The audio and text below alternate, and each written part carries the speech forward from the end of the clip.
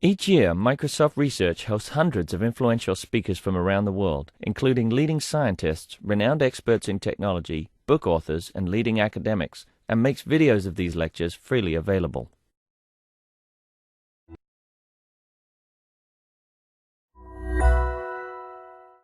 Okay, for the last presentation of WIPTTE 2015, we've got two demos. We were thinking that they would both be on the Surface Hub. One of them isn't loaded onto it, so we will be using, but Steve will be using Touch to actually fit in with our theme here. And the second demo will be on the Surface Hub. Stephen Drucker is a principal researcher at Microsoft Research, who has worked on a number of very impressive systems and prototypes.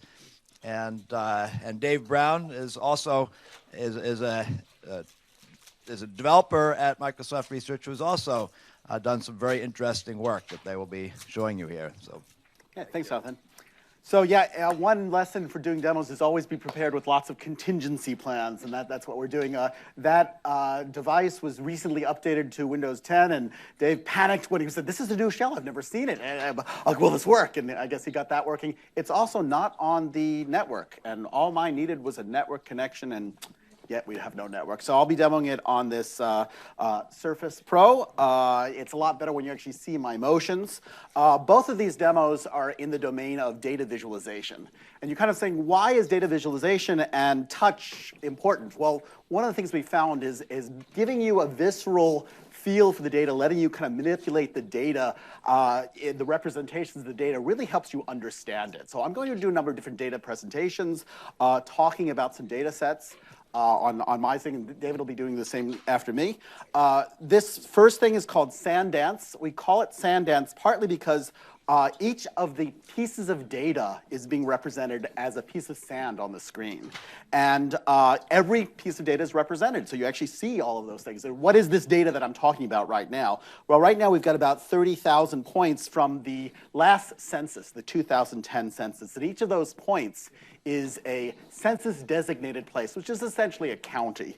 And we can pull up information and details about those. And you can see that these places have things like longitude and latitude and income and all sorts of things here. So you can see all of these things. And because I have longitude and latitude, one of the nice things is we can actually do a scatter plot of this. And you can actually see structure starting to emerge out of this. So you know, again, each of these, this is not a map of the United States. It looks like a map, but it's really just a scatter plot. And we're so familiar with the outlines of the United States that we start to see patterns emerge. And that's what data visualization is really about. It's about helping our senses interpret the data. If you just give us a bunch of numbers, or if you give students a bunch of numbers, they can squint and maybe they can start doing calculations or averages or statistics, but they don't viscerally see what's going on.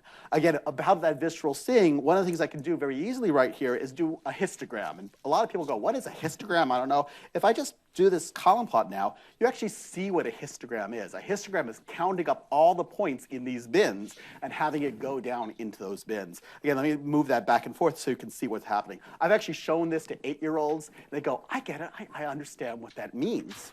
And you start to even see patterns already in this data. So for instance, here in the Rocky Mountains and the desert areas. Again, it's great for me to point, but you can't see my pointing right now, so you'll have to take my word that I'm pointing to this region.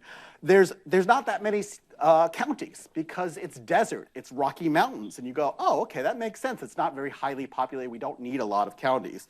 And if actually look out here, you go, oh, there are not that many things to the East Coast either. I thought the East Coast is pretty densely populated. What's going on there?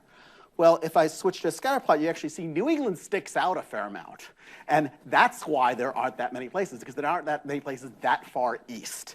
And again, a lot of people, when they draw the United States, they usually kind of go almost up and down on the East Coast. But you can really see this sticking out a lot. Now, just the position means some things, and we can find some patterns. But it's a lot more interesting when we actually start mapping colors onto this.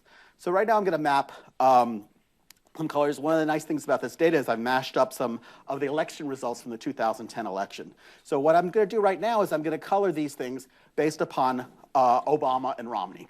And here what's showing is all the counties were above 50% went for Obama is blue, and below 50% is red for Romney. Now, that's not exactly the way things work, third parties and other things, but it gives you a pretty good proxy for what's going on here. And again, you're seeing these things. If I switch back to that column view, you can see, oh, wow, New England went almost entirely blue. There were only a few counties, and you even see the bands to the, the south, to the areas there. Here you see Southern California, Northern California, and in Washington State, you can see how those went. And again, it's this sort of red county, red state, blue state, but it's a lot more nuanced than that. In fact, if we switch to a different representation of the colors, here we're using 10 different colors. Now you're seeing a lot more variation here. In fact, you can say here, if I click on the middle region there, those are all the swing counties. And you can see that there are a lot of swing counties. And you can see, wow, OK, this is more complicated than the very simple red state, blue state thing. In fact, we can also divide this up. If I say, let me facet this, let me show you small multiples. And now we have 9 different maps of the United States. In this upper corner map, I'm just trying to hope you see that little click there. And that upper corner map, that's the people that voted really strongly for Romney. And down here, those are the counties that went really strongly for Obama. And so let's take one of these counties here. One of the nice things is we can select any of these things. So if I just select one of these counties up here, actually I selected a whole bunch. Get this there. So any guesses what might have been really strong toward the west for Romney? Anybody? What? Okay, this is in the continental United States, and it's sort of to the west. Again, these are 9 maps of the United States. Orange County. Close. Actually, it's easier than that. It's Utah, because yes, that's where Romney was from. And you can say, okay, yeah, it makes sense that Romney took some county in Utah from 90%. But if we actually select, and I can just click on Utah there, we can actually see there were places in Utah that did not go overwhelmingly for Romney. There were places right in that middle area that actually were swing counties. Turns out that they still went 48% for Obama at 51% for Romney, so they still ended up going with Romney, but you could still see these variations just by exploring the data that way.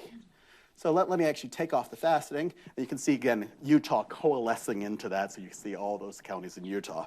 So here's another thing, which is a little less political, but not much political. But let's select income onto the colors. So here, red represents low income, and blue represents high income. And I don't know about you, but I don't see a lot of blue on this map. You've got blue sort of in the New York area. Maybe, again, I don't know how well that's calibrated up there, but there's a little bit in LA, San Francisco, Seattle areas, all those things. But again, you're not seeing a whole lot of blue. Let's actually kind of put this into this mode so we don't have as much overlap. And you can see some of the variations in here. Again, a lot of red in this map. One of the things I like to do is, okay, we preserve the geographic orders when I shifted to this view. So we should, again, Southern California and Washington on that left bar. But we can actually sort the colors here. So let me actually sort the colors. And therefore, we'll count up how many places in each of these buckets have blue. Just a little sliver at the top. And again, that's interesting, but let's actually just map income and just do a histogram of income. And again, I'm doing this all with touch. Here, 26K is about the poverty level, and all those counties are living with a median income level below the poverty level. And that's, again, pretty striking. Again, these are counties. Some of these counties have only 500 people or so, and some of the counties have much more. It's not people, but it is showing how many counties are living at that income level. And one of the nice things about showing statistics and allowing you to interact with it is to be able to show correlations of this data. So I'll switch back into the scatter plot view and do income versus unemployment. And again, it makes sense if you start looking at it. If we go out to the right axis, if we go all the way over to the right, we can see high income means pretty low in unemployment, which makes sense. What I like to do, though, is change income to something that's probably near and dear to a lot of people's hearts here, is change income to education. You see the same curve, which is to say, the more education you have, the lower the unemployment. And again, that's nice to see. We can select some of these things up here. Any guesses where might be the lowest educated and highest unemployment in the country might be? Is it Utah again? Nope. Closer. It's Apache County, Coconino County, Navajo County. They're all Indian reservations. Every single one of them has really high unemployment, really low education. But let's look at the other side. I kind of like to point this out because, again, I'm not sure how well it's showing up on this big screen. Yeah, it shows up pretty well. The further to the right that we go, the higher education it is. In general, the lower unemployment. Also, in general, the bluer it is. We're showing 3 variables at once. Bluer means higher income. So that is a general trend, but you're seeing some weird outliers here. And you're going, what's going on here? This place here had 95% of the people in that county have a bachelor's degree. And that's how we're defining education in the census. 95, but they're really not making much money. They're pretty red. So where do you think is a place that has a lot of educated people? 95% have bachelor's degrees, but they're not making much money. Microsoft. I think they're making a fair amount of money, unfortunately, but what's that? I think I heard someone say it. Universities. It turns out this place here is Stanford, where the median age is 23. And you go, oh, okay, that's interesting. And if I go to some of these other places, again, here's where, and that place there, if I just get this place here, is Forest Home. That's where Cornell is. In fact, if we switch this to a different view, if we actually just we put income here, if we select every single one of these things down here, each one of these is a university town. And we can just go through, that's Tompkins County. Oops. Select all those. Again, so that's Chapel Hill, North Carolina. I keep on hitting these things. But again, every single one of those places is a university town. And again, it's kind of interesting to see, yes, and this curve is actually kind of inspiring, which is to say, in general, the more education you have, the more income there will be in a county, except when you're a college town, which means that eventually you'll probably move away to one of the more affluent counties. So let's show you a couple other stories here. Let's switch back to longitude versus latitude here. Does anybody know, longitude here. Does anybody know how these zip codes are laid out in the United States? Yeah, so let's actually look for the zip codes here. Zip codes. So if I hit a 9, we're going to hit all the zip codes that start with 9. And if I hit an 8, we get all the zip codes that start with 8. Actually, let me move this down here. And if we hit a 7, we have all the zip codes that start with 7. Except you can see that there's something weird going on. If I hit a 5, we get all of these. And it's like, the pattern here is not making sense to me. Why is there this little bunch of stuff up there that start with 5? Anybody from Vermont? 05. Exactly. It's 05. And it turns out that when I was cleaning this data, at one point in time, I was dealing with these numbers, these zip codes, as numbers. And when you're dealing with something as a number, if it has a leading 0, you can ignore that leading 0. So we just stripped it off. We forgot about it in the data. And I didn't notice that until I put it into this tool, and I hit these numbers. I go, oh, it's gone. I made a mistake. And I actually purposely left that mistake in. I think it makes a great illustration, which is that you can be doing all sorts of manipulations of the data, and you have to be careful. You can make mistakes and not even realize it and not notice it until much further down in the line. And visualization can help you understand the patterns in that data. Let me actually go off to 9 and then 8. And here is just Western Washington. And one of the things we could do here is just isolate that, just look at Western Washington. And now we're looking at this hot spot of high income in the middle of Western Washington. Any guesses where that might be? Turns out that it's Medina, Mercer Island, Eastgate, Medina. That's where Bill Gates lives. And it makes perfect sense that he's living in this hot spot of high income. And if we actually switch this to median home value, you can see, yes, there's that peak of median home value. Yeah, okay, that makes sense. Actually, I was kind of surprised that it was only 1 million. I was like, really? Bill Gates is probably living in a more affluent area than that. But if we let in all the rest of the income, it turns out the census caps out at 1 million. So those are just the peaks that are just there. So let me just take one more moment. I'll load in another data set here and show you that this isn't good for just maps and demographic information. Here we have data from the Titanic. Here, every single point is representing a passenger on the Titanic. And what we can do is, there's no more geographic meaning of this, but we can look at age, we can look at gender, and we want to see, did they follow the age-old adage, women and children first? Well, how can we see that? Let's color this based upon whether someone survived or not. And actually, let me change the colors to a slightly different color thing. So here, red means they didn't survive, green means they survived. It's pretty clear from this that they follow it. Let me sort by color here, and you can see, wow, yes, more women, certainly by percent, and certainly absolutely survived. But that's not really the whole story. If we actually facet this and look at this by cabin class, you can see that nearly all women in first class survived, and nearly all women in second class survived. But in third class, only about 50% of the women survived. So again, you can look deeper into the data and start seeing these patterns emerge. So with that, I'm going to pass this over to David. Thanks, Steve.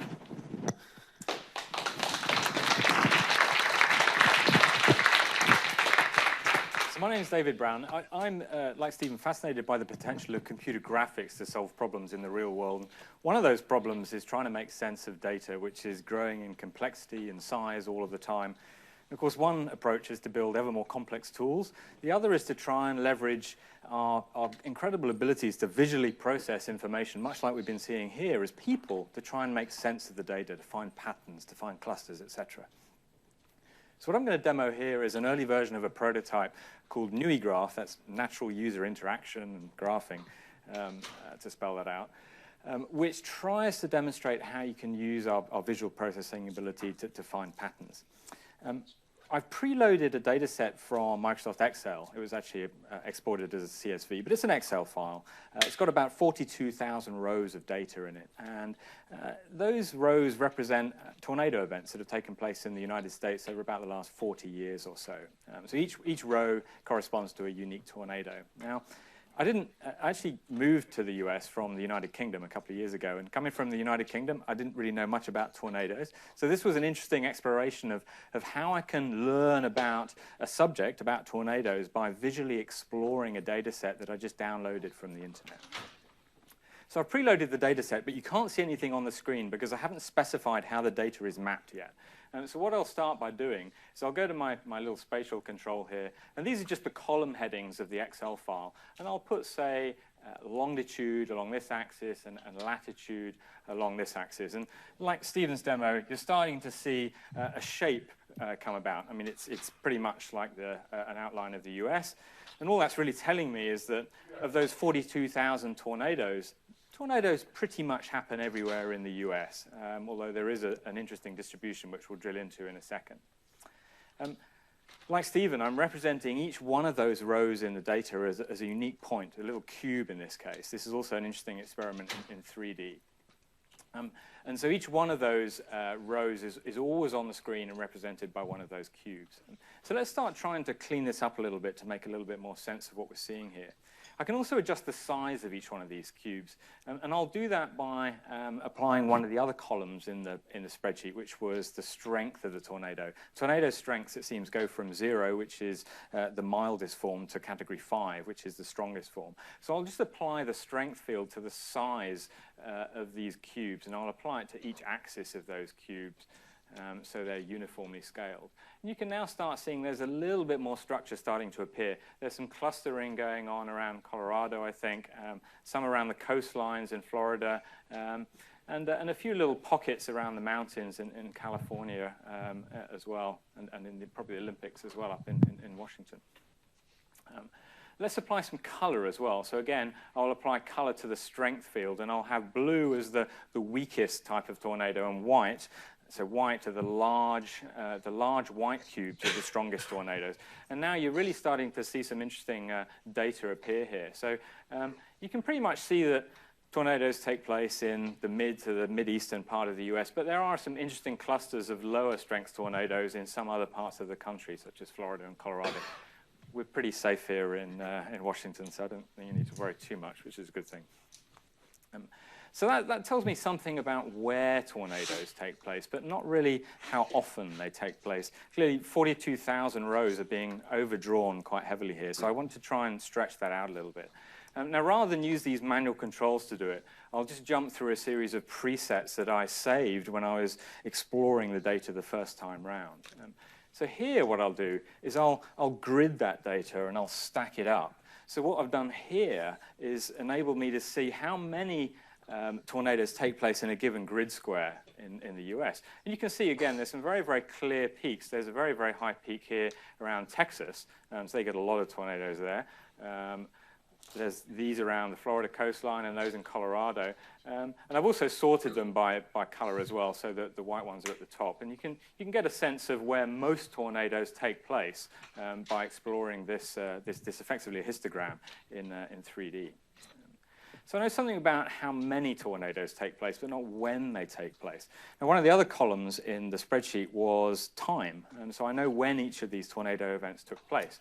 So let me jump just back to a 2D map. And let me put time on this axis and see what that looks like. So I'll stretch that out. So you're looking effectively, I'll just undo what I did there. You're looking down on the US here, and I'm going to stretch it out by time. So this is like a core sample through the last 40 years of the US. And I'll just put color back on there as well, just by strength again. And you can see a couple of interesting things.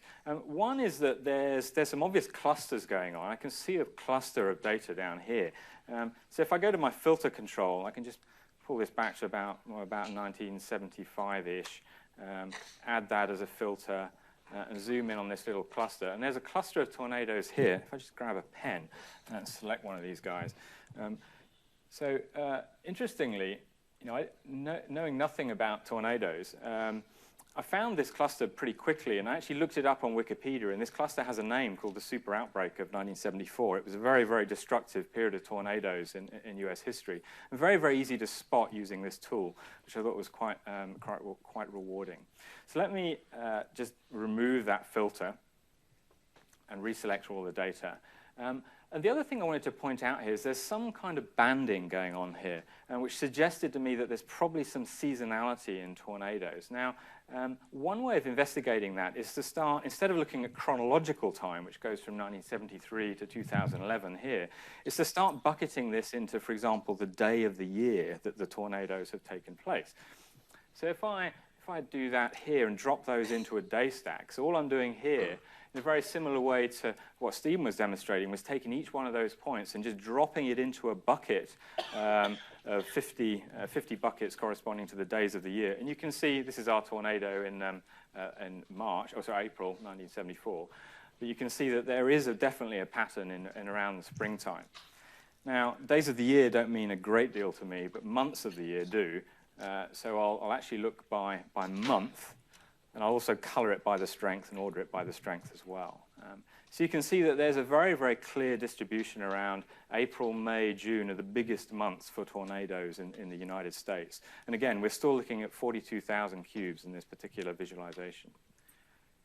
We could drop those out by strength if we wanted to, just so that you could get a relative idea of how many of the different strengths occur across the months of the year. And finally, I suppose assuming I found myself in the mid to the mid-eastern part of the US sometime around May or June, when should I be most aware that a tornado may take place? So I can look by hour of the day as well. So if I change this graph to look by hour of the day, you can see there's a very, very clear peak around about 5 p.m. in the afternoon, and that's when the air temperature heats up enough for tornadoes to take place. So with the relatively few mappings of this data to color, to space, and building some bucketed views, some histograms, you can learn a lot about a piece of data just by visually exploring it. And then you can play that exploration back to people to show you what you've learned in a way that hopefully is a compelling way of sharing your insights. I'm conscious of time, so I'll stop there, but happy to take any questions if you have them. Thank you.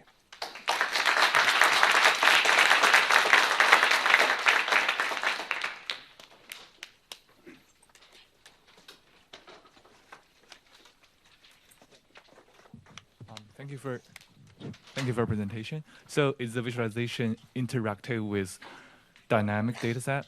I mean, Right. At the moment, it's a static data set. I load it from Excel, so I can load it very quickly, but it doesn't work yet with streaming data, for example. That's something that we might add in the future.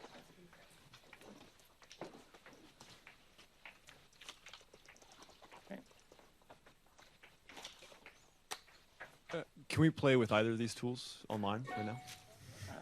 The Sandance tool has been made publicly available to actually a limited set of people. We're trying to expand that. Sure. So, hopefully in the coming months you'll be able to do that. Cool. And also, hopefully, at some point in the future, but I can't announce when that would be yet, because I don't know. Where would we stay tuned for that?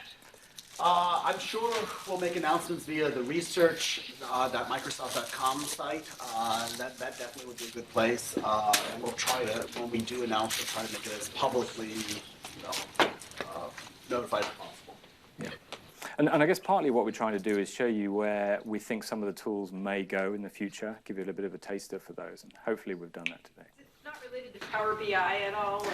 No, it's not. But we're working actively with all of the visualization product groups within the company. There are some aspects of what we're doing that may find their way into some of those tools going forward. I think a lot of researchers' role is sort of the innovator's dilemma, which is the fact that these groups right now talk to their customers and they get the incremental responses from customers to fix these features. We're trying to come at from a very different end. We're saying, let's think about from different principles, different UI, different things, and then try to kind of reconcile that. Excuse me, so what's the size limit for the data set? Yeah, there are different tools. Mine is running in the web, and you might have seen that it was running in a web browser. And we have some limitations due to memory requirements in the web. We can handle about 500,000 points reasonably well. I would say 250,000 completely well. Above that, we start slowing down. And then there are other limitations. Yeah, I'm also loading everything into memory, so it's really what the GPU is capable of doing.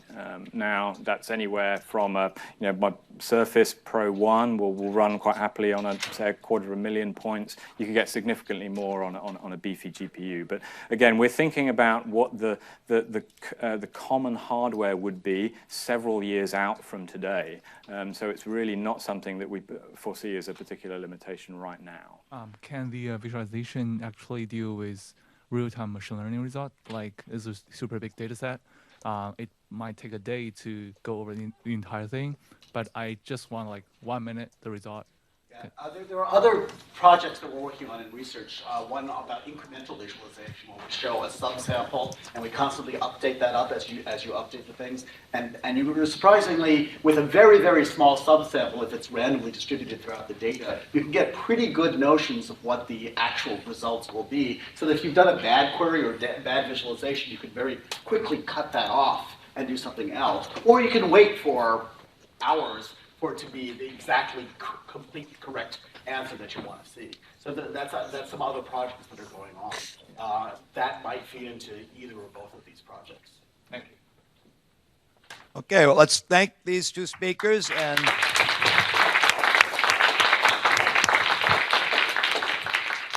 thank you all for attending. Each year, Microsoft Research hosts hundreds of influential speakers from around the world, including leading scientists, renowned experts in technology, book authors, and leading academics, and makes videos of these lectures freely available.